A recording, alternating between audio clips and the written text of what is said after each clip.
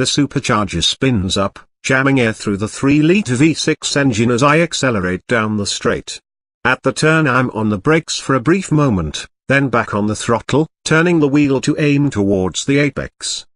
The precise steering does what I want it to and shows no lag.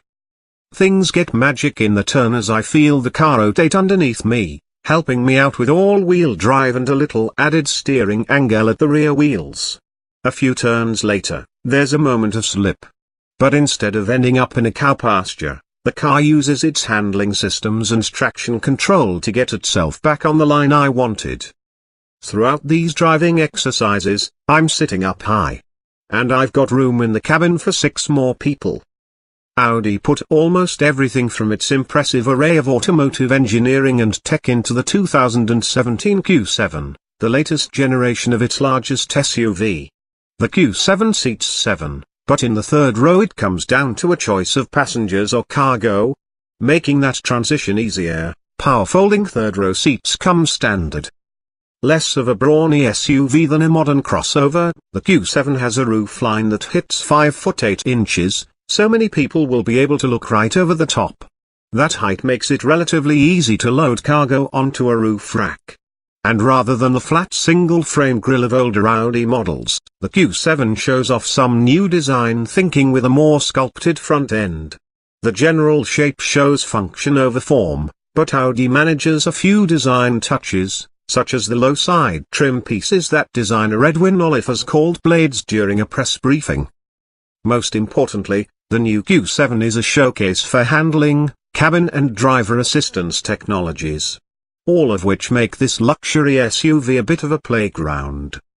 First up, the virtual cockpit replaces the instrument cluster with a high-resolution 12.3-inch LCD showing maps and other infotainment screens overlaid with virtual gauges.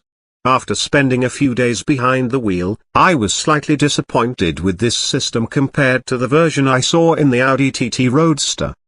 In the TT, I could access every infotainment function, from entering destinations to searching for music, using the virtual cockpit display in front of me.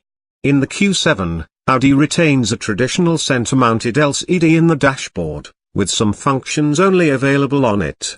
Audi makes destination search easy by providing just one entry box where you can enter a street address or a business name.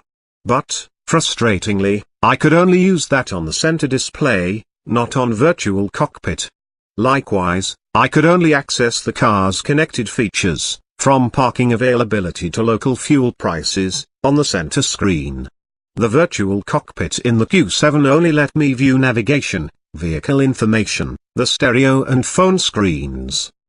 The 4-wheel steering makes the rear end of the Q7 better follow the front end in hard cornering, and it gives the whole SUV better maneuvering in tight parking spaces, although in most situations you won't even notice it working.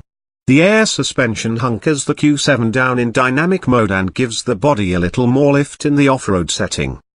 While not quite up the level of the BMW X5M, these systems come together to make the Q7 handle much better than a car of its size should. However, this doesn't entirely disguise its 5,000 pound weight, as I could still feel that bulk pull it in the turns. This impressive handling is likely not what most buyers of 7-passenger SUVs are looking for, though. Comfort mode loosened up the steering a little and took some of the tension out of the throttle. Here the Q7 proved an easy driver, the kind of car you can jump in for a quick shopping trip. My one faint criticism of the driving dynamics is that the ride could be a little softer in comfort mode. As it was, I wanted the air suspension to flow a little more smoothly over rough asphalt. Ultimately, the Q7 is a driver's car for those who also need to haul around family members and a lot of stuff. What makes that performance driving character kind of funny is the fact that the Q7 can come with a wealth of driver assistance options, enough that it's getting done near to being able to drive itself. Setting my speed with the adaptive cruise control, the Q7 maintained a comfortable following distance from traffic up ahead. It could even break down to a full stop without my intervention. At the same time, lane keeping assist made the steering wheel wriggle under my grip, the system intent on keeping the car dead on between the lane lines. When I loosened my grip on the wheel, the Q7 did an admirable job steering itself. However, after some tens of seconds it flashed a warning on the virtual cockpit instrument panel telling me I needed to steer. Then it deactivated the system. The Q7 won't tolerate abuse of its driver assistance features. Those features add a lot of convenience to the Q7, but there is quite a bit more to the car. Camera and radar sensors give it 360-degree awareness. A blind spot monitor system, alerting me to cars in the lanes to either side, is a given, but one of my favorite new features stops you from during cyclists. Radar at the rear corner of the car stays active after you park, and if you open the door when it detects a cyclist or car coming up, string lighting in the door flashes red.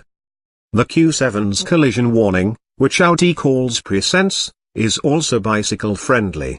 This system flashes a warning, and can even slam on the brakes, if you're about to hit something. When I drove down a winding road, it flashed on as I approached a cyclist up ahead. Audi also gives the Q7 a surround view camera system, which makes parking easy, and uses the radar to warn you about traffic when you back out of parking spots. Surprisingly, Audi doesn't offer an automated parking feature on the Q7, despite its robust sensor load clearly making that possible.